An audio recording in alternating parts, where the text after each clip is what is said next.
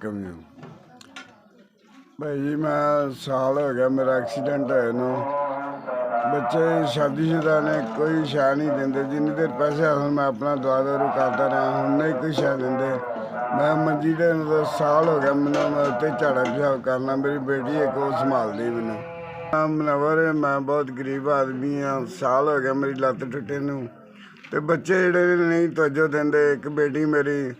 वो बेचारी मैनू झाड़ा पेशाब करांदी है ते दूसरा है भी मैं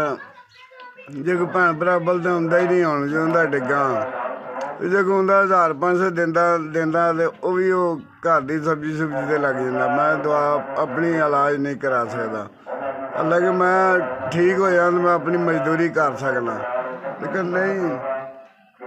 हस्पताल च दवाई लेना वा ते जां मैनू दवाई लै दो जां मेरी कोई मदद कर दो मेरा ना ऑपरेशन भी दोबारा होना महीने तकर लेकिन मेरे को कोई वसाइल नहीं है कि जड़ा मैं अपना इलाज आप करवा सका पुत्तर भी आसरा नहीं करते थोड़ी जी मदद मेरी कर दो तुहाडी मेहरबानी है सर जी तुहाडी तरफों 5000 रुपया मैनू मिल गया अल्लाह ताला तुहाडे ते करम करे अल्लाह ताला तुहाडे ते हर टाइम खुश रहो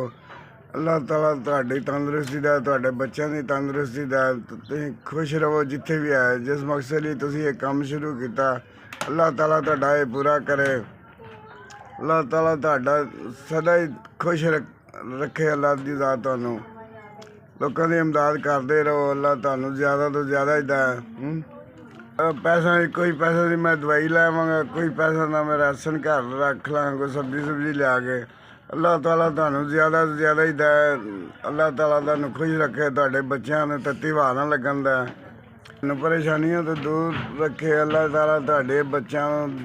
रिश्तेदारों नू किसी नू तत्ती हवा ना लगन दे तुसीं इस तरह लोगों की इमदाद करते रहो अल्लाह की ज़ात तुहानू बहुत ज़्यादा देगा।